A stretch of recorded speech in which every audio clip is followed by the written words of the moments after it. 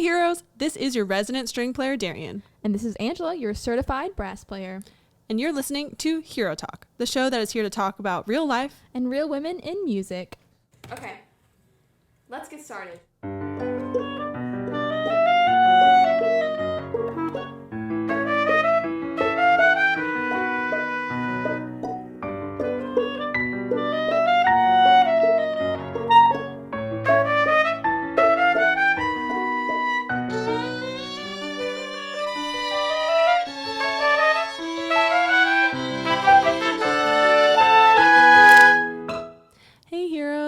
Today with us, we have Taafe Zwilich.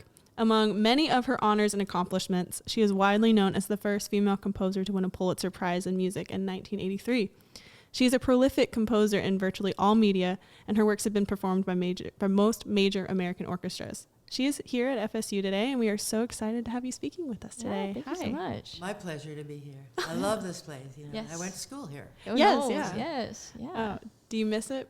Do you miss being at FSU? When you're not here? No, but when I'm here, I'm very, very happy. Yeah. And, with the weather, that helps too.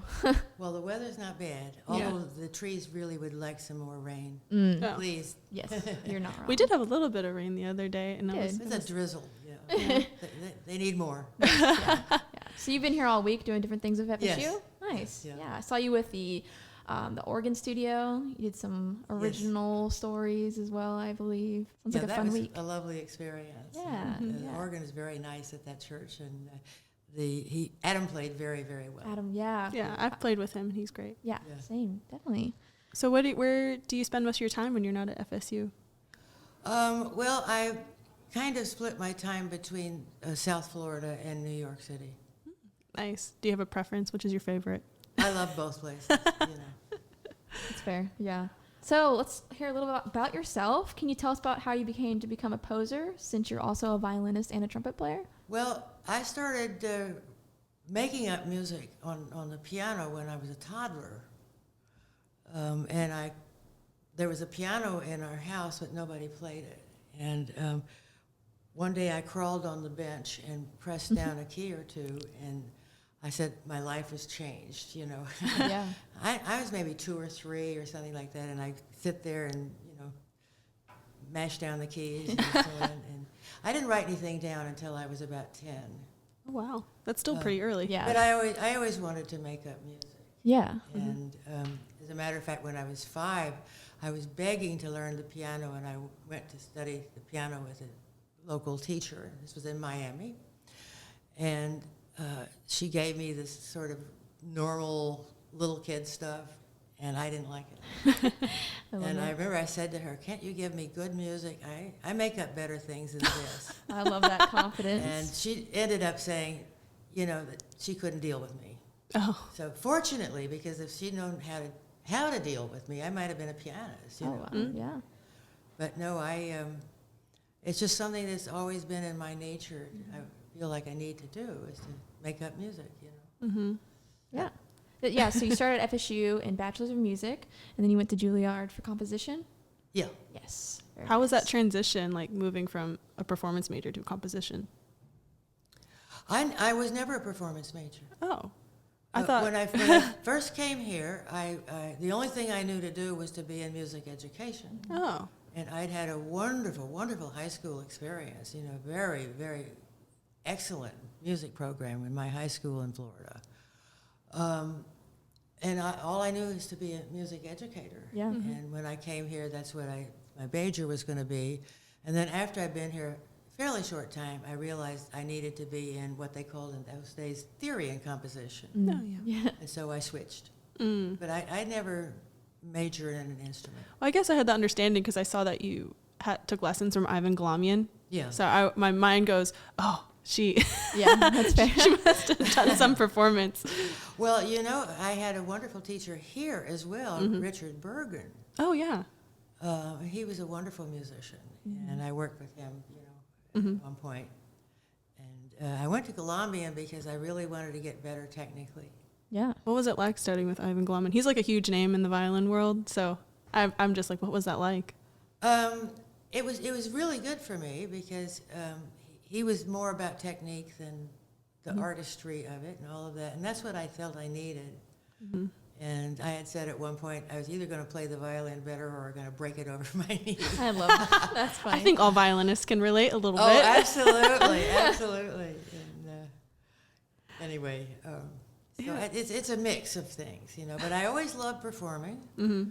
And when I was here, I played in the Marching Chiefs and the symphonic band and big band stuff. Oh, yeah. Played some jazz, and I also played violin, of course, in the orchestra. Mm-hmm. And I played chamber music. And Yeah. I just had a wonderful experience here. Just did a little of everything. It's so impressive. Yeah. But one thing we want to move on to, like talking about you as a composer, I think some of our audience would be interested in knowing what your compositional process looks like. Well, it's a fluctuating thing. You know, there are times when you're just flooded with an idea, and there are other times when you slowly get to an idea, and it's a mix. And that's something I really like about it. It's not like you learn how to do something and then you repeat it. Yeah. It's always an open exploration is what I think of it, as writing music. I'm exploring.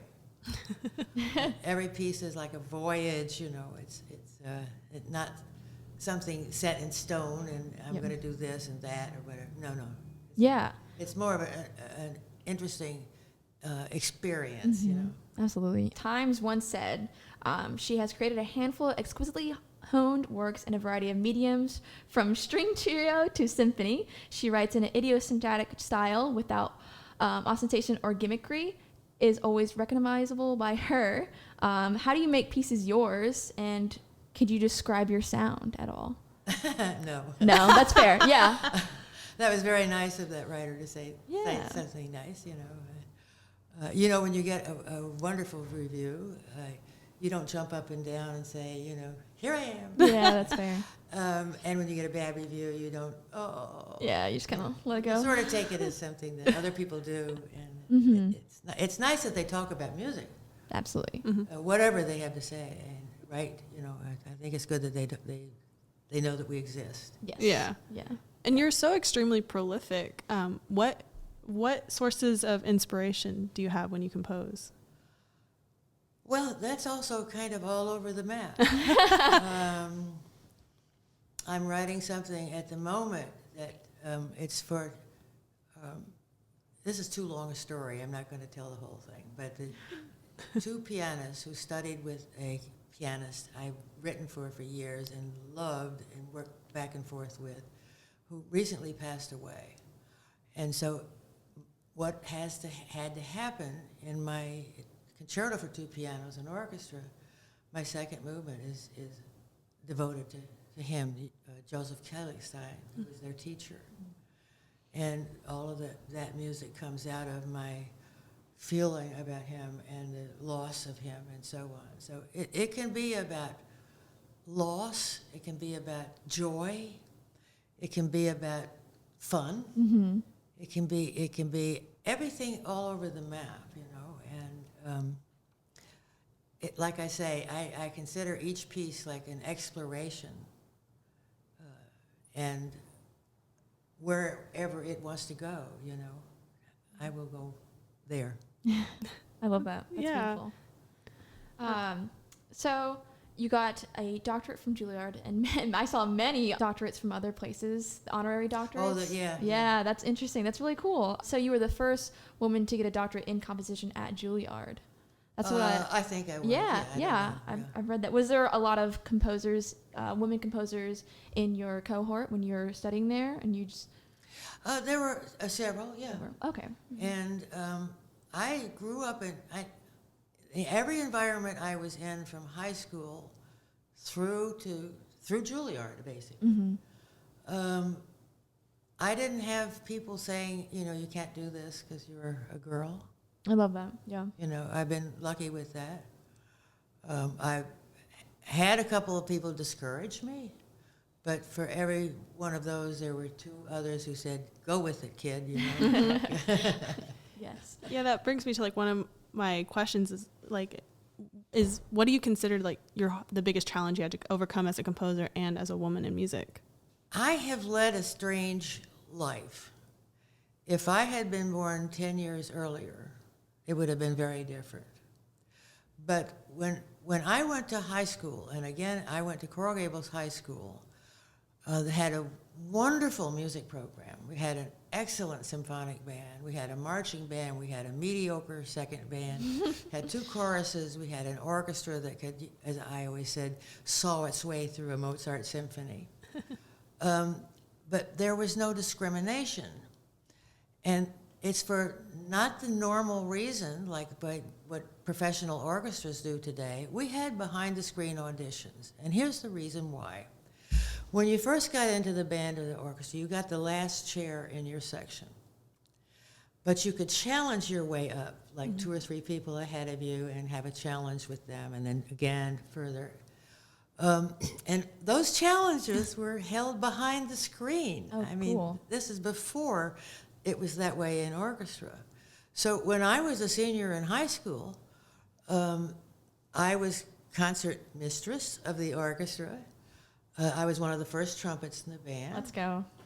The first clarinetist was a girl. The first trombone was a girl. I love that. And nobody made anything No about it, questions. you know. We won the auditions, period, you know. Fair and square. Not that you're necessarily going to win the next one if somebody's challenging you, but in other words, it was all, had nothing to do with gender, which was very, very nice, very nice. And of course, I had a lot of other opportunities at that time. Again, no problem with gender. I wrote music for the band to play. I conducted, you know, that kind of thing. In high school? In high school. Were you a drum major of your high school? No, No, I okay. played trumpet. Yeah. Okay. That's still very impressive Yes. that you're already composing and having it performed that early. Yeah, and what I did in high school, mostly I wrote a couple of pieces that got played in the Orange Bowl, you know, that kind of thing. You know, not a symphony or something like that. I mean, still pretty cool. Yeah, oh yeah, it was very cool. And again, you know, it wasn't like nobody drew any attention to it. Yeah, that's amazing. I know we need more of that still. Oh, absolutely. Yes. Yeah. And you know, I mean, I could go on and on. I mean, when I moved to New York, Stokowski had started the American Symphony a couple of years before that, and I had to, you know, I kind of was my first year in New York. I really couldn't work professionally because you had to be there 6 months, you know, to be a union player. And so what I was surprised to find is that Stokowski had opened that door, you know, and American Symphony had women in it, they had black people in it, had Asian people. Asians were very unusual in orchestras in those days. And when I got in because I won the audition. Let's go. And something that really stuck with me, not too long ago, I saw a video of Stokowski conducting a European orchestra. And he looked exactly the way he did. Did he when, really? You know, when I was working for him. And I mean, he looked exactly like that. But when the camera panned the orchestra, it was 99.9% white European males. And the American Symphony, as I said, we had women, we had blacks, we had Asians, you know, it was whatever, that were a little bit off the beat for what was going on in the rest of the orchestral world. So, I mean, it's like, I don't feel like I blazed any trails. I feel like I was at the right place at the right time. Yeah, you're definitely an inspiration for women composers out there. Oh, I don't know. I mean, I would definitely say so. Just I mean, all the composers I've talked to, they all know who you are. Yeah. And I would say you're a huge inspiration to female composers. Well, that would be nice. That would be nice. So humble. And the history is pretty dismal, you know, when you think of, I mean, Mozart was one of my favorites, you know, but his sister Nannerl could have been also a blossoming, blooming composer, and, you know, the Schubert family, the, you know, Mendelssohn family. And, it's a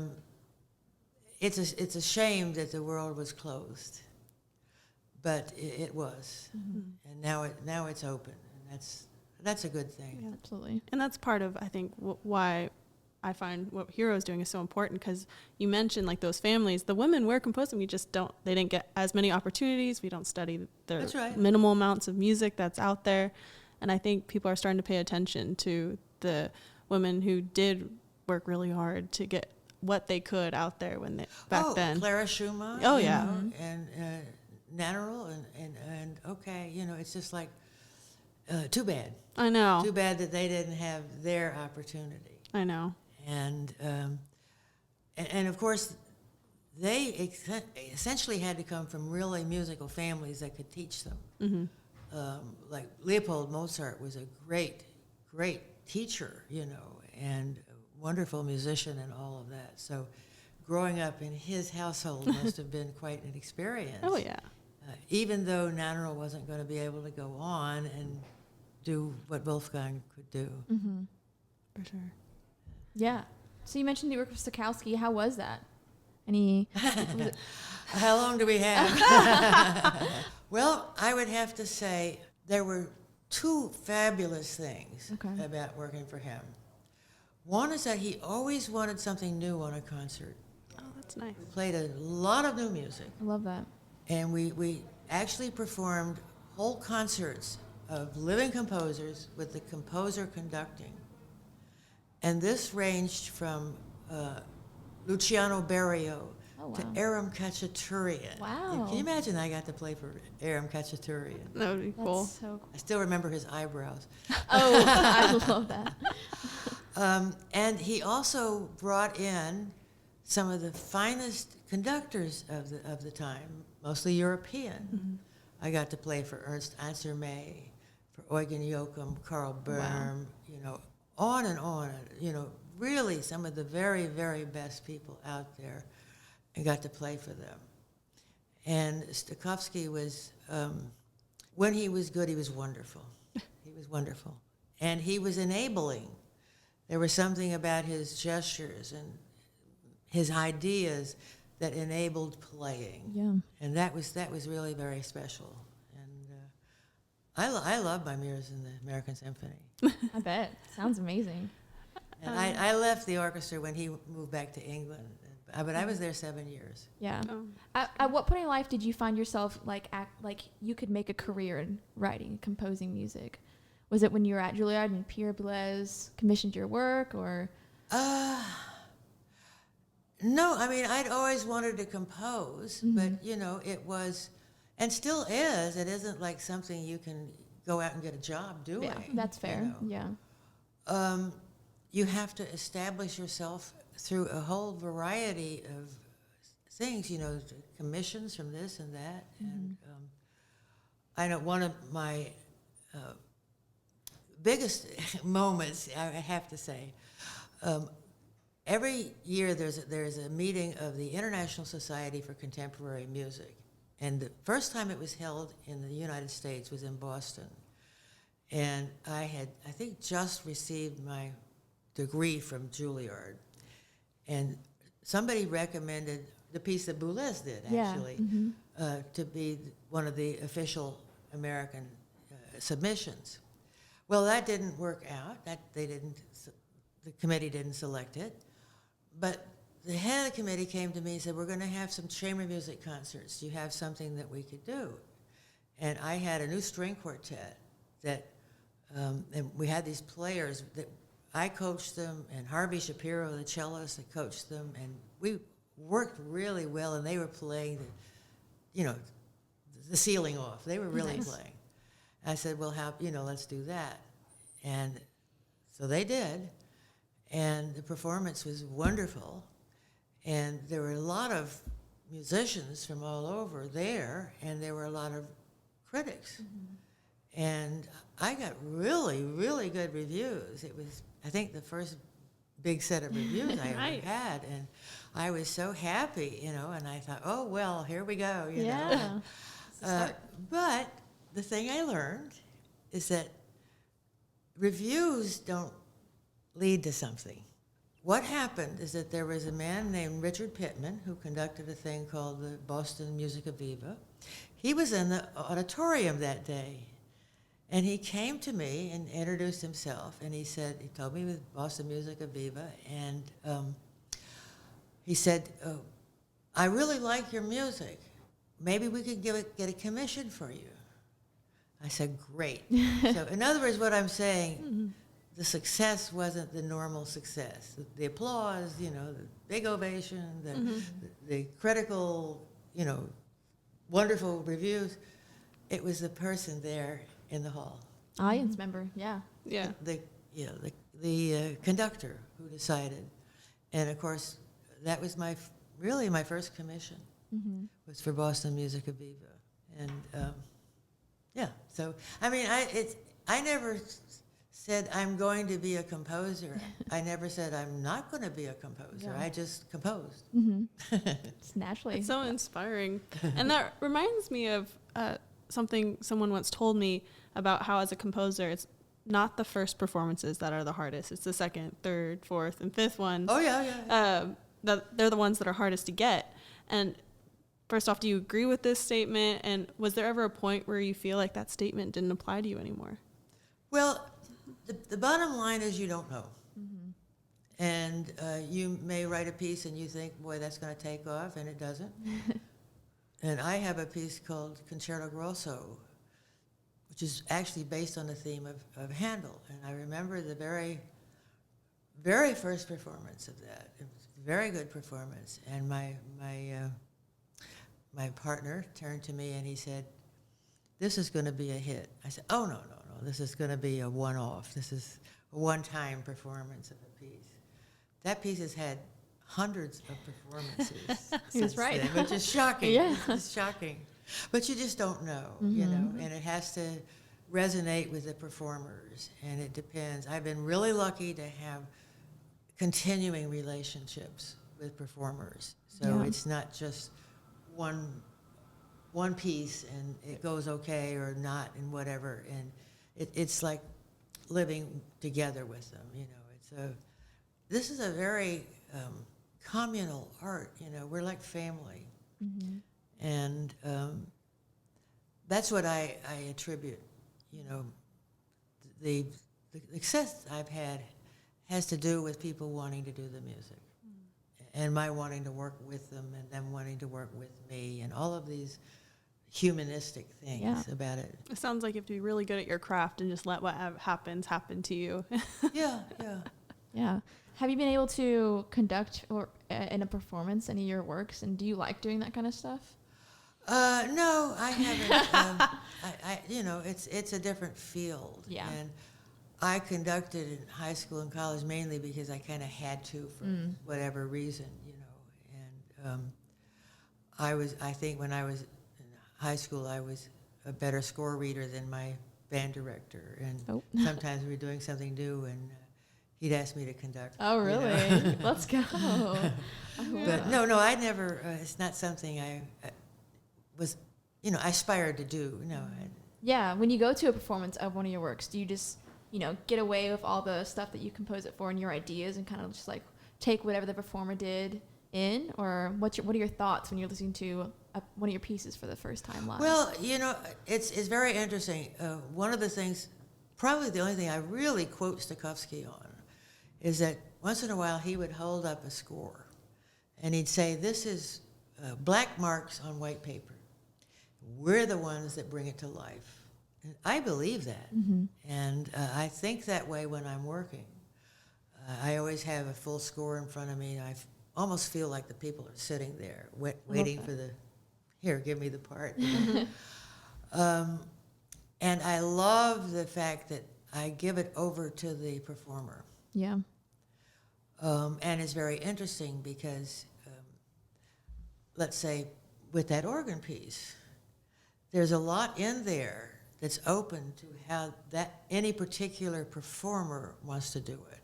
And I've done that a number of times. My fiddle piece, the Fantasy for Solo Violin, I even make a point, there's this fast 16th note passage of saying, please, put the style on it that you like.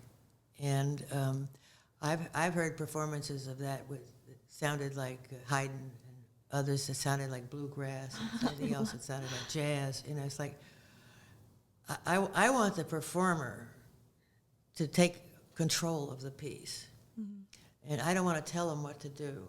Yeah. And I like working with them. I had a nice meeting with Pam the other day.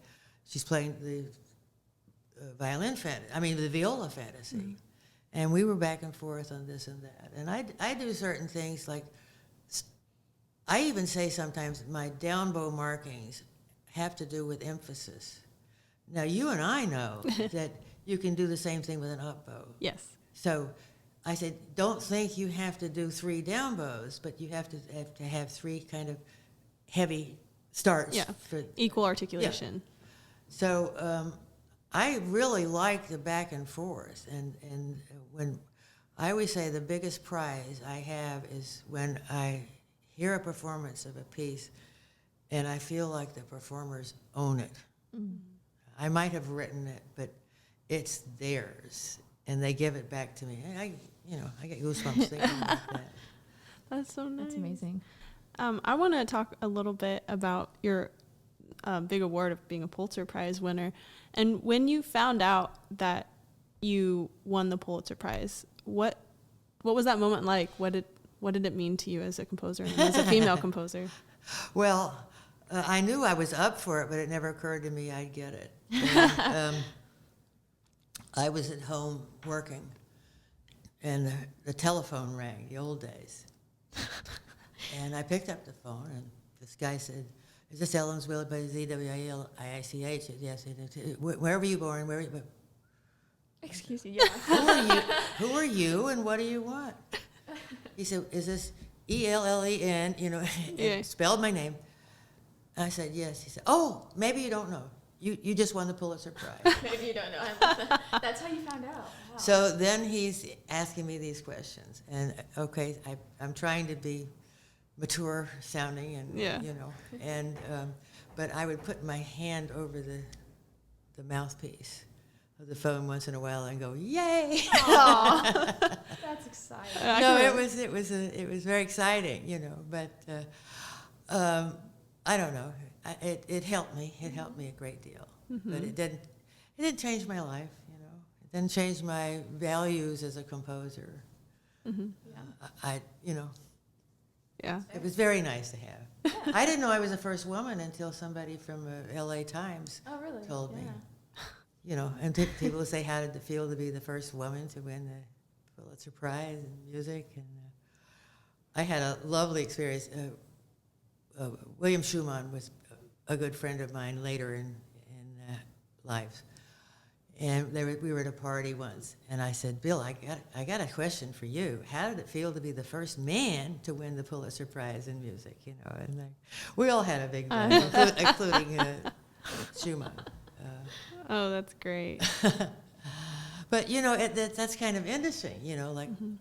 The first woman to win the Pulitzer Prize, not the first man to win the Pulitzer Prize. Yeah. And okay. Yeah.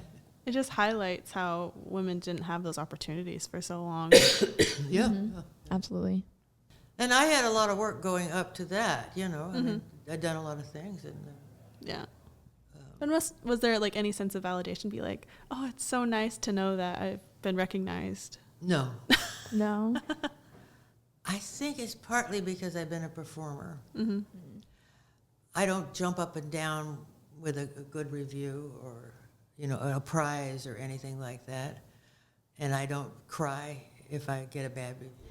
That's good. Yeah. That's healthy. Keeping yourself sane. You got to take it, not take it seriously is what I'm saying. I mean, it's wonderful. Yeah. Absolutely. Very, very happy I won the Pulitzer Prize. It really was a help to me in my career. Does it have anything to do with my value? I don't think so. No. Yeah. Did you get more phone calls after winning that? Oh, I got all kinds of phone calls.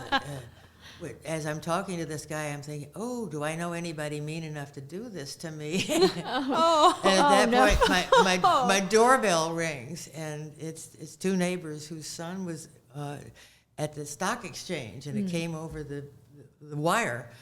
And there they were with a bottle of champagne. Aw, Celebrating. I that's love so that. nice. Oh, it was really very, very nice. That's such a wonderful memory. At least that's what it seems like. Yeah, it was wonderful. Do you have any advice for young composers? Well, there's several things that I often say, and one is that composing and life is not like a GPS. Like I want to go here, so I go up 4 miles and I make a left, and then I go up 3.5 miles and I make a right, and I, Yeah. it's not a GPS. It's a wandering here and wandering there, and you putting it all together. You don't know where things are going to go next. It's true. And this is true of life, and it's true of composing. I mean, you might think, let's say like winning this or that, or getting this or that degree or something is going to enable you, and you're going to go out and knock the world down or something. Mm-hmm. But that's not the way things happen. It's not realistic. No, yeah. What do you think of the phrase "say yes to everything"? Say yes to everything. Like in a musical career, should we be saying like yes as much as we can, to find those like journeys for us, or? I don't think Making of yes or no. boundaries? I think of what I really desire to do and my feelings about it. And if I didn't have passion for what I do, I'd quit. Yeah, that's fair. Yeah. Too much trouble. Too Yeah. much trouble. That's fair. I'm really interested in this question. Okay. What instrument would you like to write a piece for? A concerto or a piece that's like some obscure instrument, maybe like a banjo or mandolin? Is there like something in mind to write a piece for like that? Well, I love musical instruments, but I wouldn't write a piece particularly for an instrument that I don't play. Okay. That wasn't a part of someone asking me to do it. That's fair. That to me Yeah. is a commission. I'm betting on you. I once learned that I had a performance with the Cleveland Orchestra, and it was a commission, and this woman from the board came up to me and she said, "We hit the jackpot." I said, "What do you mean? What are you saying?" And she said, "Well, George Zell always said if you commission a composer, it's like putting money in a slot machine and pulling the lever." Let's go. And that, they're invested in it, which is very nice. I like that. But I've written, concertos I would not write a concerto for an instrument I didn't love. Okay. Yeah. And unfortunately, I love so many instruments. You don't have a favorite? Not really. I think I'm probably Trumpet? closer to strings.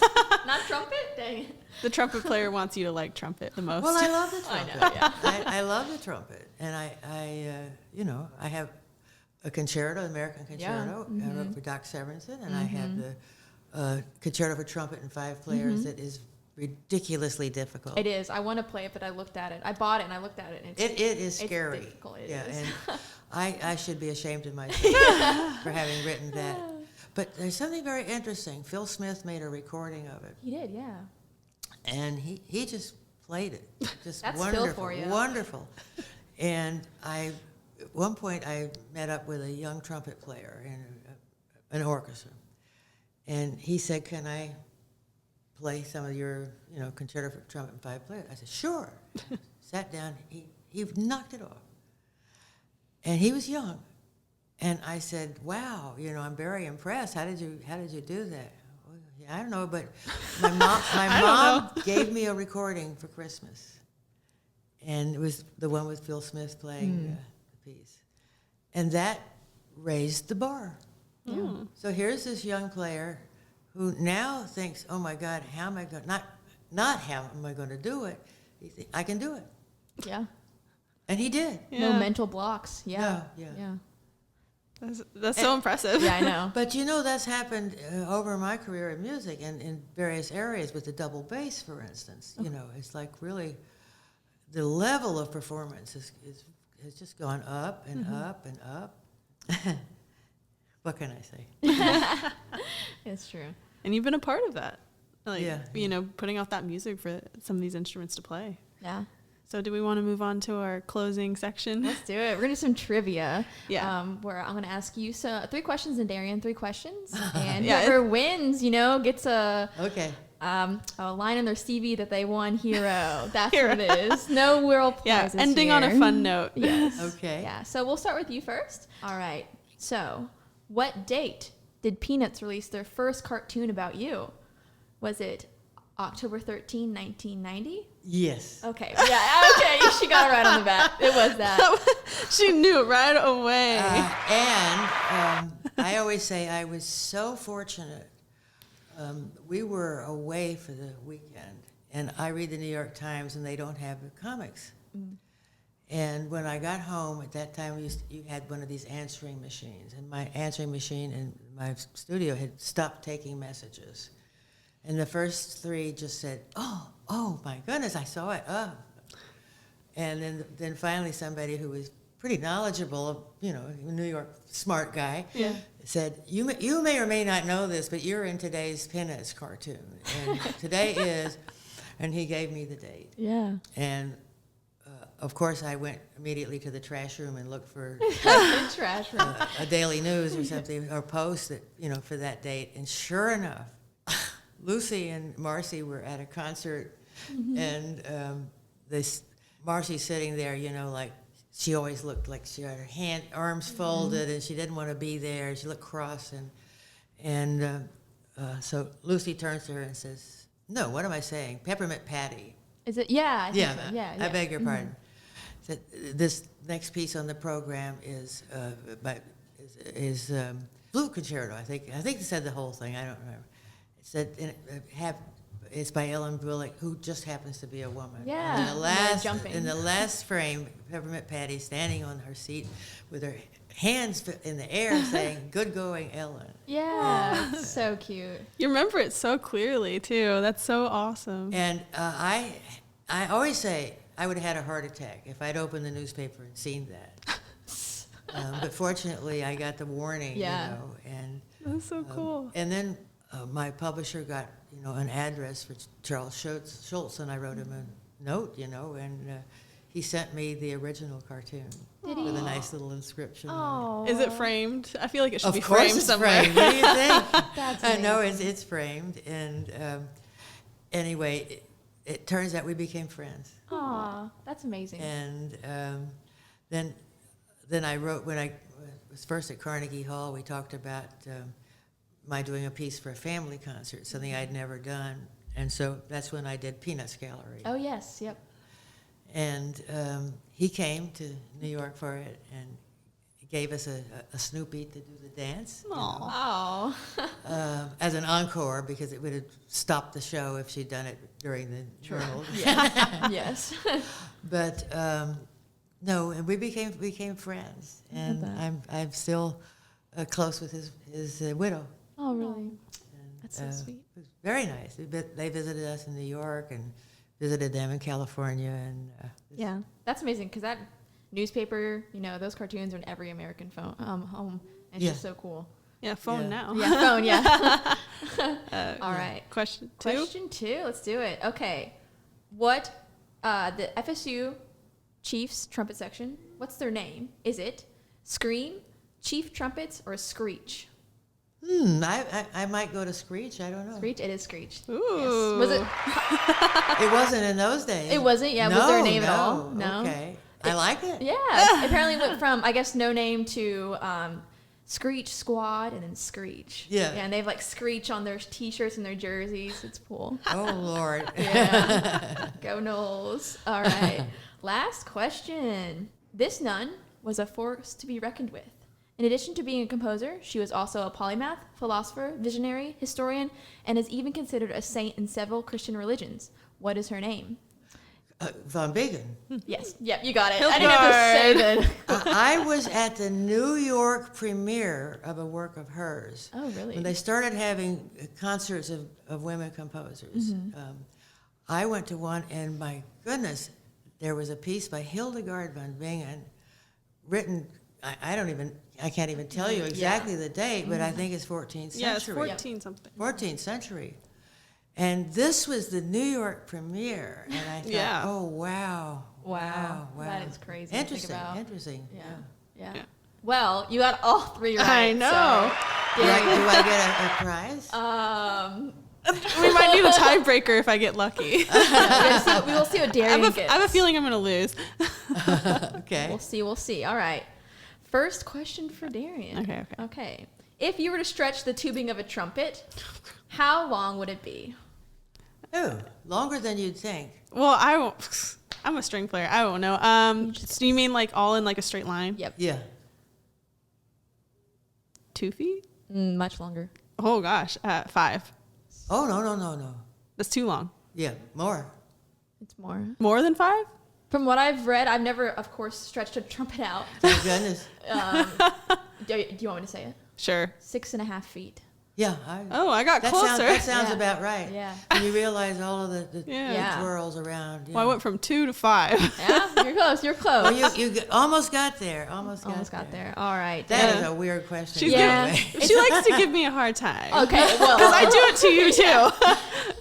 We like to play in the fact that she's a string player, I'm a trumpet player, and she always asks me questions that I don't know the answer to at all about strings. Like the scroll, I didn't know what the scroll was on a violin. You're like our intermediary because you know a little bit about both. Yeah. Okay, there you go. Yeah. All right, next question.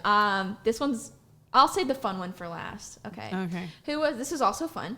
Who was one of the first classical pianists to memorize music for performance and a main breadwinner for her family? Was it Mariana Martinez, Barbara Strozzi, or Clara Schumann? Clara Schumann? Yeah. Woohoo. Let's go. Definitely. Nice. If you didn't give me multiple choice, that was like the first name that popped in Oh, my really? head. Good. So I was Yeah. like, woohoo. Yeah. Pat on the back. Let's go. Oh, absolutely. Nice. All right, last one. This is a fun one. Okay. Which trumpeter ran for president in 1964? Was it Buddy Bolden, Miles Davis, or Dizzy Gillespie? I didn't even know the trumpeter ran for president. Yeah. I want to Of the say, United States? Yeah, he was like a third party. I would love it if it was Miles Davis. Who is that? It was Dizzy Gillespie. Oh. Dizzy he did did, that? yeah, Oh my yeah. gosh. He put himself forward as a write-in candidate, and he announced that he wanted to change the White House name to the Blues House. Oh, Isn't that funny? Oh, I love it. I actually knew him. Yeah, at did one you point. met? Oh my Yeah, gosh, yeah. how was that? Well, when I met him, he sort of stopped the trumpet playing, kind of. You know, Okay, he was playing yeah. ensembles, things like that. But he was a really crazy guy. Oh, I bet. It was With those- fun. He was a fun guy. Yeah, gosh, that's awesome. With those cheeks. All right, sweet. So Dizzy Gillespie Dizzy ran Gillespie. for president. the more you know. 1964. He wrote Oh himself my! in. Yeah. I Yeah. met him, quite some time after Yeah. that. Okay. I had no idea. Yeah, Maybe he was hiding that fact. I don't know. definitely a joke. I think I don't know though. It's kind of like Kanye West running for president is Yeah. what it feels like. Yeah, honestly. Oh gosh. Well, That's really all we have for time for today. But thank you again for Yes. speaking with us. Oh, my pleasure. We hope to talk to you and keep in touch with you in the future. yeah, thank you. Thank Okay. you Been for your fun. time.